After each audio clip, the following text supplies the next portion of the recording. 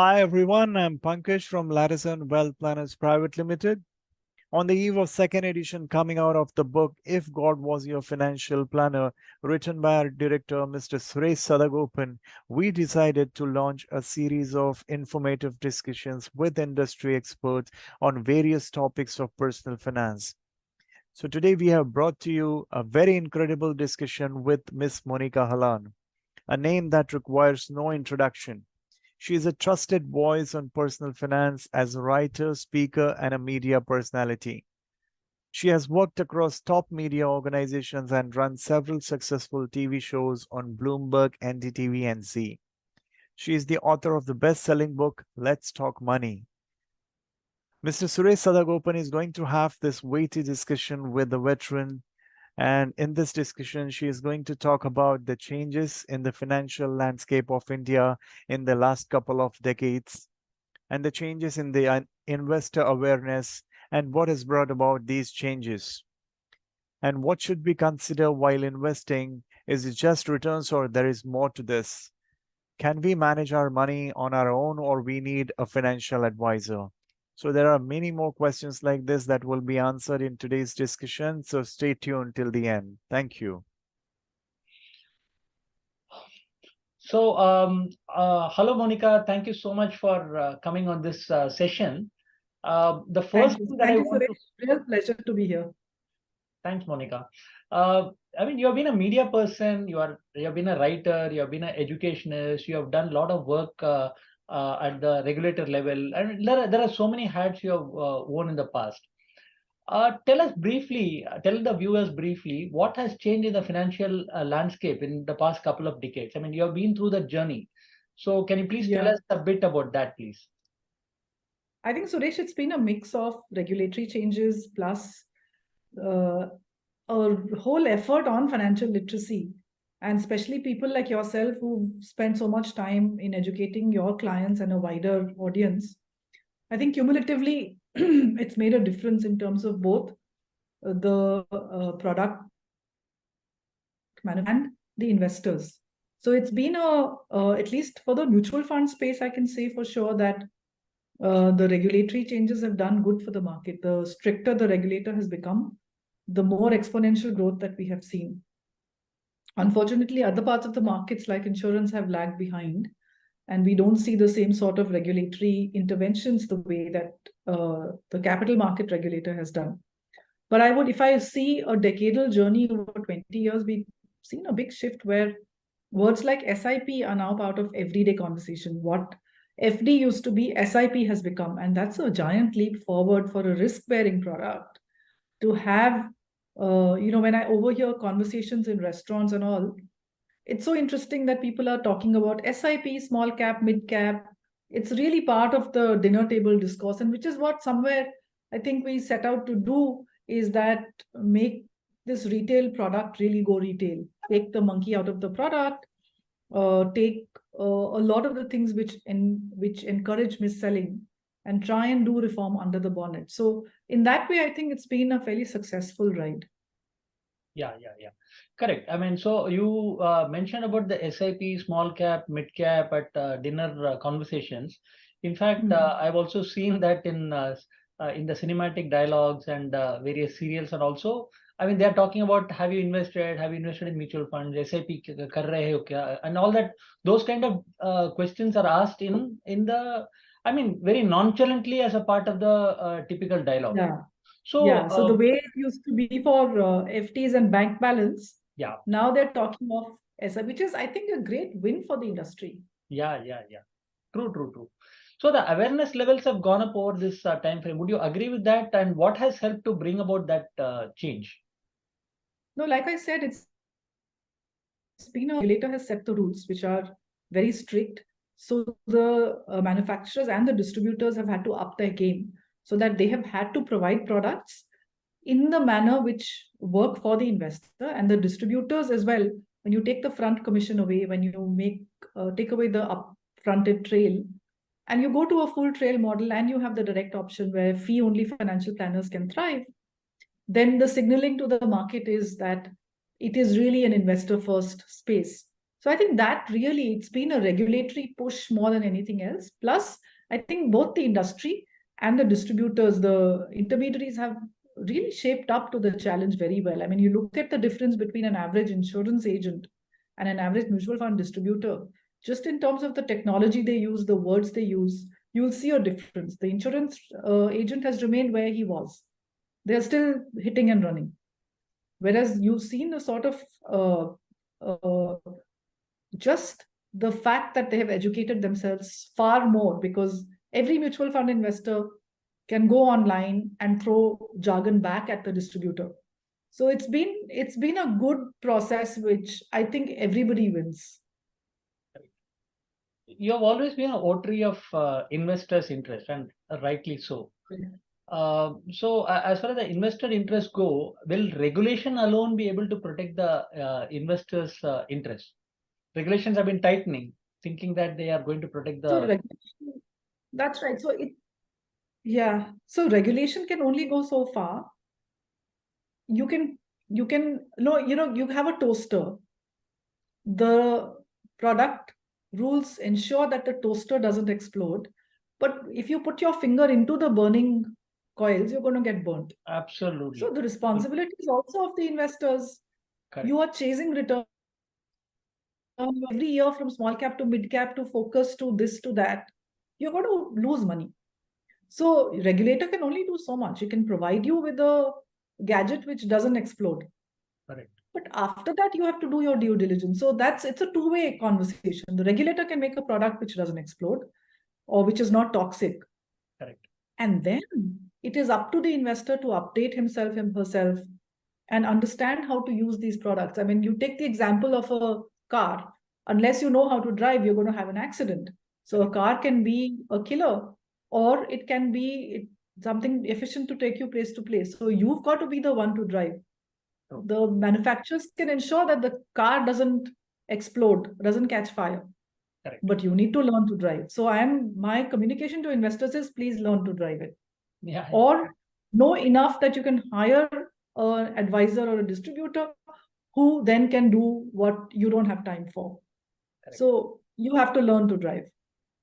Yeah. So what I hear from you is that financial education literacy is absolutely essential for people to move in the right direction.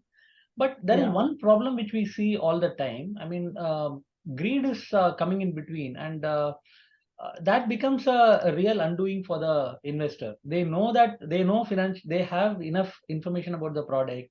They know a lot of things, but ultimately, when the market is going up, there is a fear of missing out, and they really want to jump in and do that. I'm not saying all the investors do that, but many of them tend to do that, even though they are financially well aware. What does one do about this? So again, finally, it's not a nanny state. And if somebody wants to go lose their money, who can stop anybody? Yeah. There are people I know who in 2020 March went and sold their entire equity portfolios, despite people advising them, please don't do it. This is a blip. So if someone is hell-bent in putting their hands in that burning toaster, what are you going to do? Yeah. So finally, you're an adult, you're adult enough to earn your income. You're an adult enough to then lose it also, should you wish to. So at some point, your nanny state has to stop. And then it's the response. And you can't cry wolf after that, oh, look, it's somebody's fault. It isn't. It is your own fault. It is your own greed. So I think we need to take responsibility for our own actions. And you can't go on blaming the distributor. Aapne bataya nahi. Yeah. How am I going to tell you? I'm going to hold your hand and stop you. You are constantly telling me sell, sell, sell. And I'm advising you don't. But after a while, you're the client. I have to do what you ask me to do. Yeah. So again, this greed is really something that investors need to understand. Investing is not about return. And that is what I've been telling them again and again. It is not about just return. It is about managing both your fear and your greed and all the other emotional issues that money has attached to it in families, in relationships. And I think you would know, being a practitioner, you would know it is not about the money. It is about childhood growing up issues. It's about tension between a couple. It's about the family dynamics with kids. It is about all of that. So more and more, I think people should be aware that money attitudes is a manifestation of deep-seated fears. So then it takes the conversation at a very different level. And I think you wrote a book on that, bringing God in, which was fantastic. I have it right here. Oh, yeah, thank you. So, yeah, and somewhere then you need to understand that managing money is also a little bit of, you need yogic calm. You need to be balanced. You need to be about what you're doing with your money. So, a good financial planner helps, of course. So, if people, so the families who have trusted their planners have done extremely well in the last 10 years. And I have personally know many people who have trusted a financial planner who has stopped them from making nonsense real estate, nonsense crypto deals. They have just stayed the course. And today, when they look back, they cannot stop smiling. They're saying, we did not imagine our money could grow like that. So it takes a discipline, and it also takes a planner who is able to handhold them into doing the right thing. Yeah, yeah. So, I mean, you hit upon certain very, very interesting things which we are doing on a daily basis. See, a lot of people tend to think that a financial advisor is only all about managing money, managing wealth, making it grow, and things like that. You put the finger on the button that, I mean, it is all about managing various situations in life. So it's very, very important for the financial advisor to understand the life situations and accordingly make the wealth work for them in terms of meeting their goals and in terms of meeting their whatever aspirations they have in life. So in fact, what we tell our clients is we are transforming lives. I mean, we are in the business of transforming your life into something which is happy, something which is, I mean, really well lived. So that kind of a thing. It's not about money. It's much, much more than money. It's So much more than money. And yeah, absolutely. It is more and more that I see families, it is not about the money. It is about childhood issues. It's about feeling insecure. It's about inferiority complex. It's about wanting to show something who you're not. It's all about that. correct. And you also talked about the typical, I mean, blunders that people make. And one of the things that we advisors, I mean, at least are attempting to do is to prevent our clients from doing any of those blunders, which will set them back by several years. So that is also another thing which we are doing on a daily basis. Yeah. Yeah. No, I understand. I mean, your life can possibly not be easy. Yeah. So, I mean, we were talking about behavioral biases just now, and there are lots of such behavioral biases which we have to contend on a day-to-day basis. Along with that, the financial landscape has become really, really complex. So, is it really feasible for a person to manage the money all by themselves? And who are those people who can manage money by themselves, and who should come to an advisor?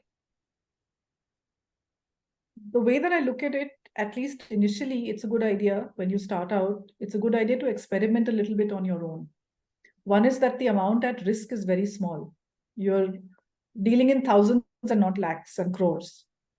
So you make mistakes with small money.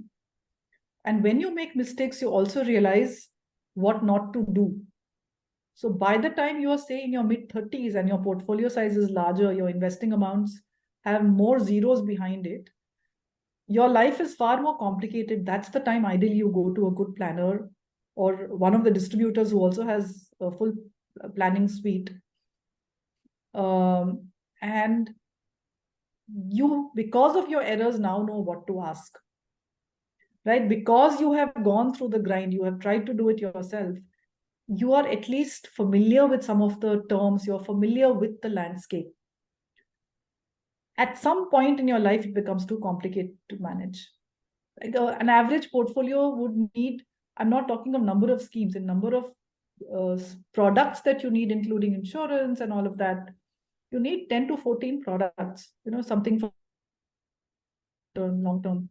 You need cash flow solutions, you need emergency fund, you need insurances. So you need a suite of products. Just managing that for an average person is very, very difficult. It's a challenging task. So at a time when your life becomes more complicated and you have more to lose, your portfolio size, that's the right time to go to a planner. But you must have at least some basic knowledge. Otherwise, then who's to say that the planner is doing the right thing or not? Correct. Agree. Yeah. So, I mean, IA regulations have come in 2013, and we are now 10 years into the regulation. What do you see in the advisory landscape? What do you see about the regulation, and what should change so that the number of advisors increase here, so that they can serve the investment community better? I would actually, the way to solve this, so there is a regulatory piece to be solved. And I think the advisors are already in conversation with the regulator. I have been part of different committees for over 12 years. And my understanding is that once shown evidence, SEBI is very, very accommodative to changing things. So leave the regulatory piece aside, that will get solved at some point, whatever the issues that the community has. The services that I see are at best boutique services today. I'm waiting for a deep-pocketed institution to come into this space to do what, say, a Charles Schwab did in the US with basically a cookie-cutter financial planning solution. Now, cookie-cutter financial planning itself is an oxymoron, but there must be some base-level product which works for everyone, and then you can go on adding services which become bespoke. But something which works for anyone at any stage. Right? So I'm actually waiting, and this will require deep pockets for you are going against the market. You're thinking of investors first, you're not hitting and running. Which is what I say, if somebody could sustain the business for a period of 5 to 7 years, then they have a growing annuity business for them. So the way that I think this gets solved is not by boutique small firms who serve a very important purpose. But at best, you can serve 100, 200, 300 people per such organization. But you need that number to be in lakhs. That can only happen through an institution. So that is the way the regulatory thing gets solved, whatever the problems are. Plus, you need capital to come into this space. Correct. Agreed. So coming back to say financial literacy, financial education, things like that. I mean, there are several ways in which that can be achieved. One is, of course, there are books, there are articles, podcasts, blogs. A lot of this have been done. In fact, I have your books here. In fact, they are runaway successes. And I mean, you showed my book also. If God was your financial planner, we are doing our bit. I mean, so people are getting more and more literate about this whole thing. According to you, what more needs to be done? I think there is so much material out there. I just think that we need to introduce this in the schools and colleges. You need to have an elective. I know you cannot burden the curriculum with more public policy goals, but probably make an elective in class 10, 11, 12 becomes difficult for them. Even 10th becomes difficult, but maybe an intermediate year like 11th. And then the 3 years or 4 years of there an elective paper is introduced. And some of the management schools have begun to do that. Vanasthali has one. I think there's one in Mumbai which does that as well. SP Jain. SP, that's right. In fact, Let's Talk Money is part of the courseware there in both of these colleges, because simply it's not a courseware book, but there wasn't anything else available, so they're teaching out of that. So I think it is important that we start teaching this in schools and colleges. Only then you have a financially aware and literate cohort which starts to pour into the working class, and they're better able to manage their money. So that would be a solution. It will be, because you can't think of a small, I have trained 1 lakh people. In a country of 1.3 billion people, what is 1 lakh people? So it's very good for that one person who's done 1 lakh. But when I'm thinking as a public policy, with my public policy hat on, 1 lakh doesn't cut any ice. Correct. I need zeros behind that lakh so that we can reach the population. And then India is 20 countries rolled into one. So you have from $2 a day to $2 million a day. you have that entire range. So you have to have some basic concept-based tools which can work for at the bottom, at the top. It doesn't matter. See, finance, the basic rules don't change, whether you are 2,000 rupees or 2 million rupees. The scale will change, the solutions will change, but basic present value will remain present value. Future value, XIRR, your basic True, concepts will remain the same. They will not change. true, true. I mean, very well put, Monica. In fact, I have some good news. I've heard that in some of the state government curriculum, I don't know about CBSE curriculum, state government curriculum, financial planning or financial personal finance is part of the curriculum these days for 9th and 10th. I don't know about 11th and 12th, That's but apparently very it good. has come. I am hearing about that in Maharashtra. So if it is coming in Okay. one state, I'm sure it is also probably happening concurrently with various other states as well. So I think a good beginning has been made in this regard. So I'm going to let you go, but there is one last thing that I want to ask you.